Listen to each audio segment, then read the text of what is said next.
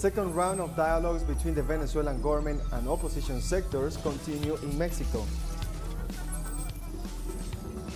El Salvador top court rules presidents can serve 2 consecutive terms. Cuba and Venezuelan athletes obtain gold medals at Tokyo Paralympic Games. Hello and welcome to Telesur. I'm Jose Daniel Lopez in Quito, Ecuador, and this is From the South. In Mexico, the second round of dialogues between the Venezuelan government and opposition sectors continue. The dialogues of today will emphasize on economic issues, which both parties have recognized as priority. The first declarations ratified that the delegations have the determination to support the process and reach agreements in favor of the interests of the Venezuelan people. The second round, which will last until Monday, has the mediation of the Norwegian government and a delegation of observers from Russia, Netherlands, Bolivia, and Turkey. The chief negotiator of the opposition delegation, Gerardo Blythe, has referred to the complicity of the process. We are beginning a hard and complex process that requires us hours and hours of work. But this delegation is committed to listening to all the Venezuelans who want to make contributions. And we will work hard to be able to produce early agreements, which are part of our agenda. The Electoral Tribunal of El Salvador announced this Saturday that it will accept the recent judicial resolution that endorses the presidential re-election. The resolution of the Constitutional Chamber of the Supreme Court of Justice will allow President Nayib Bukele to run for a second term in office. This had been forbidden until now by the Constitution. The Electoral Court emphasized that these resolutions are unappealable and a mandatory compliance. They also point out that the fact that the head of the state competes again for the office does not imply the de facto that is elected, only that people will give him among their options and may decide whether to re-elect him or choose another president. Far-right Brazilian President Jair Bolsonaro continues his attacks on Brazil's Supreme Court. Bolsonaro has issued a threat that demonstrations by his supporters scheduled for Tuesday will serve as an ultimatum to the Supreme Court of Judges he accuses of acting against him. President Bolsonaro's personal attacks against the Supreme Court go back some time and can, in response to the federal Supreme Court blocking some of his government's most conservative policies, launching investigations into several of his key allies, and green-lighting a probe into his COVID-19 response. These 1 or 2 people have to learn their places, and the message from you, the Brazilian people, in the streets next Tuesday, the 7th, will be an ultimatum for these 2 people. After September the 7th, what will remain for all of us, with this giant demonstration of patriotism seen in all 4 corners of our Brazil, I doubt that those 1 or 2 who dare to defy us, defy the Constitution, disrespect the Brazilian people, will know how to return to their places.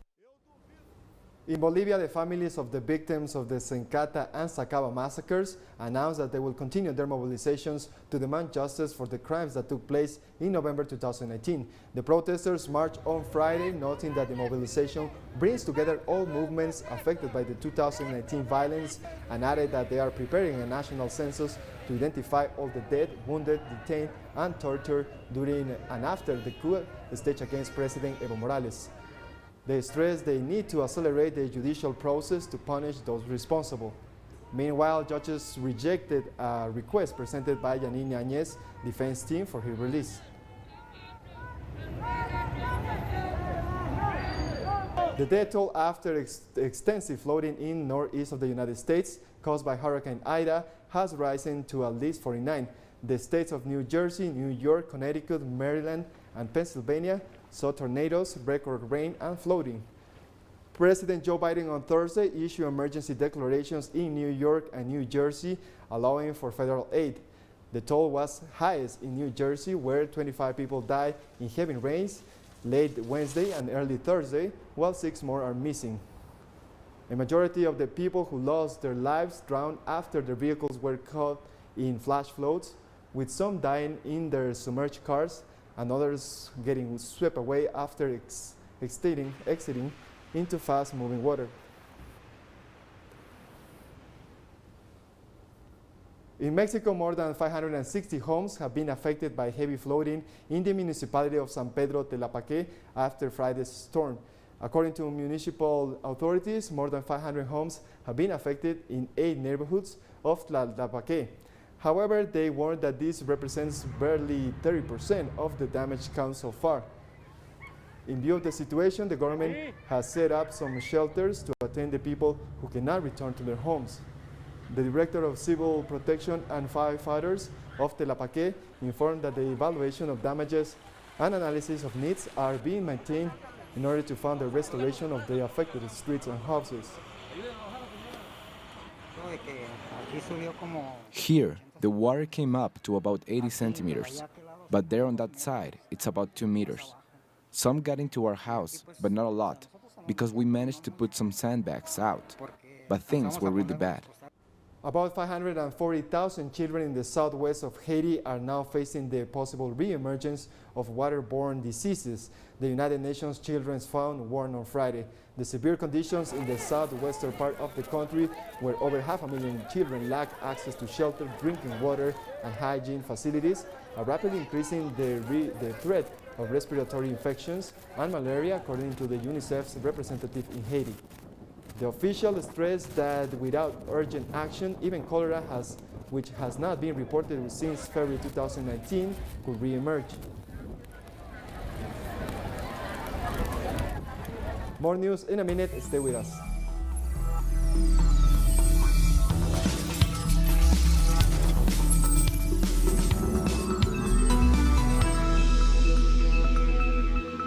Welcome back. China continues to lead the efforts to ensure COVID-19 vaccines for all nations. The Chinese Foreign Ministry explained that the vaccines produced by the Sinopharm and Sinovac companies are scheduled to be delivered by the end of October and will be distributed in developing countries, especially in Asia and Africa. China has also launched the initiative for a Belt and Road Partnership on COVID-19 vaccines cooperations with 29 countries in a move to make further progress in fair vaccine distribution worldwide. The president of Peru, Pedro Castillo, vowed to speed up the country's COVID-19 vaccination campaign among teachers in urban areas on Friday in order to facilitate a quicker return to in-person classes. Today, joint efforts between the Ministry of Health, the Ministry of Education, authorities and teachers, all of us are making these efforts to make this once and for all. Our students could take in-person classes soon. It is not the same doing it virtually than to have contact with the children. How much we desire to be in front of our students. Still, we need to understand parents and children that first they should have the vaccine. Today, we start with the teachers of the urban areas, because more than 60% of teachers working in rural areas are already vaccinated. Cuba has begun conversations with the World Health Organization on the pre-qualification process for its vaccines against COVID-19, as announced by the president of the Bio-Cuba Pharma Group, Eduardo Martinez. The scientist explains that this process follows the authorization for emergency use granted by Cuba's regulatory authorities for the 3 of the domestically made vaccines against COVID-19, Soberano 2, Abdala, and Soberano Plus. The Bio-Cuba Pharma Group, which represents the biotechnology and pharmaceutical industry of the country, has maintained exchanges with the Pan American Health Organization and WHO representatives as on the development of its treatments and vaccines against the coronavirus. There is no disqualification. It is a whole process that takes some time. Those were the statements made by Dr. Carvajal Bozo yesterday, indicating that they are attentive to the evolution of the vaccines in Cuba and also waiting to share the information to start this process, which I repeat, takes a few weeks if not months. We will evaluate the clinical and technical files, where there will be an exchange with the WHO and the Pan American Health Organization experts. Patients from the University Hospital of Guadeloupe in Pointe-au-Petit are being evacuated to mainland France to help take the pressure off hospitals struggling with the weight of COVID-19 cases. 12 patients from Guadeloupe were evacuated to mainland France on Friday to relieve the still very high hospital tension on the island. Although the number of patients admitted to the emergency unit of the Pointe-au-Petit University Hospital is decreasing, the hospital's intensive care units are still saturated with 46 patients in intensive care.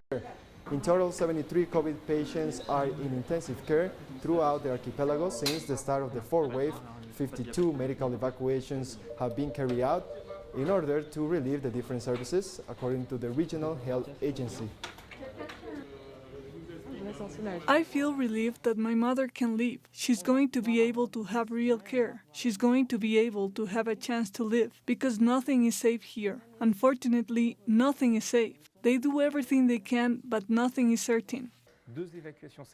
Today, we are doing 2 medical evacuations per island, from the West Indies, Martinique and Guadeloupe. So that's 24 patients who are evacuated each week. That is 20% of the island's capacity. So it's a huge extraction margin. We will continue for as long as it takes, and as long as the island is still saturated. The island is still saturated in terms of ICU places. It's a device that is already planned for next week, but if it needs to continue, depending on the needs, we will continue. The Chinese Foreign Ministry said that China is working to reach carbon neutrality in the shortest time possible.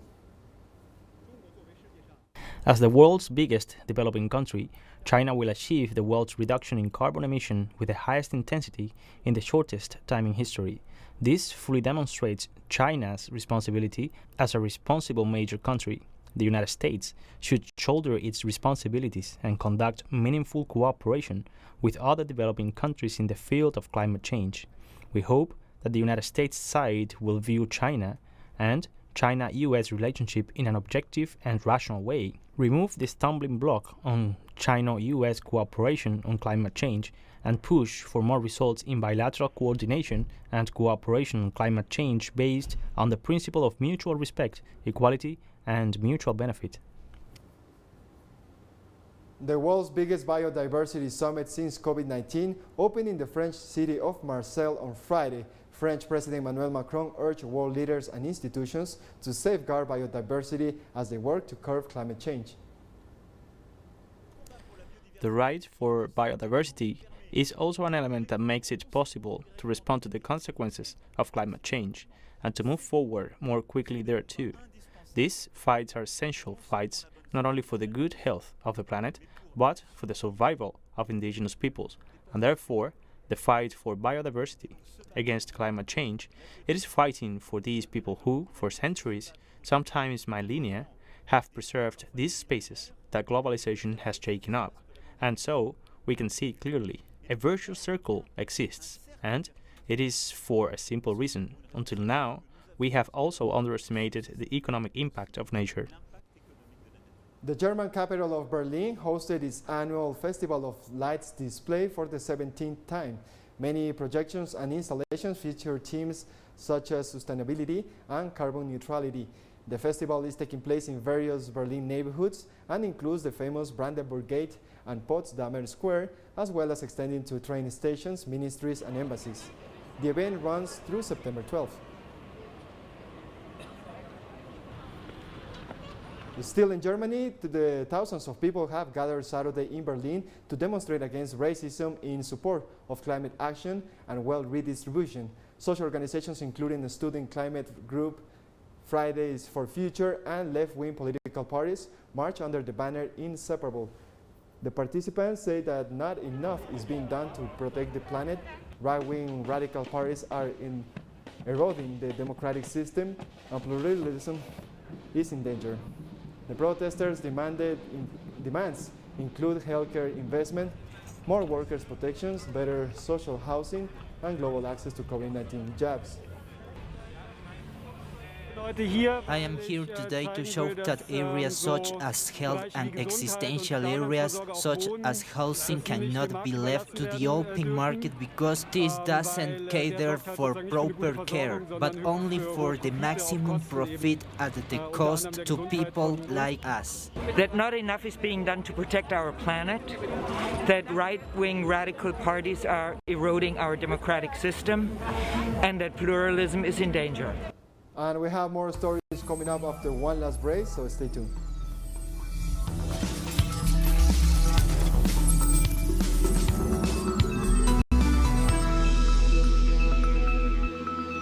Welcome back. In the US, President Biden has signed an order to release FBI documents on 9/11 attacks. Biden's decision to move on the executive order this week reportedly comes after 9/11 victims' families on Thursday asked an inspector general in the Department of Justice to investigate their claims that the FBI lied about or destroyed evidence tying Saudi Arabian officials to the team of al-Qaeda hijackers. The executive order signed by Biden on Friday said the full record will be disclosed in batches over the coming 6 months.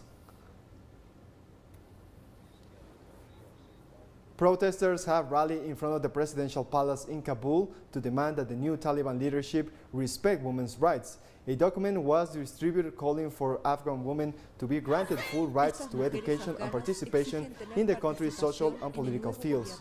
The Taliban has promised a more inclusive government than during the last rule between 1996 and 2001, but many remain skeptical. Afghan women saw limited progress during the 20-year foreign intervention and war, mostly concentrated in Kabul. The situation for women in the rest of the country remained much the same, if not worse, as they suffer the impacts of the conflict. They must make sure women participate in their government. We know that women form a majority of the population of Afghanistan.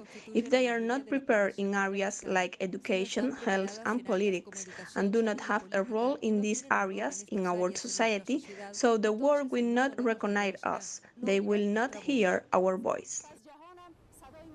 We continue in Afghanistan, where our collaborator Bak Jones brings us new information about the situation in the country.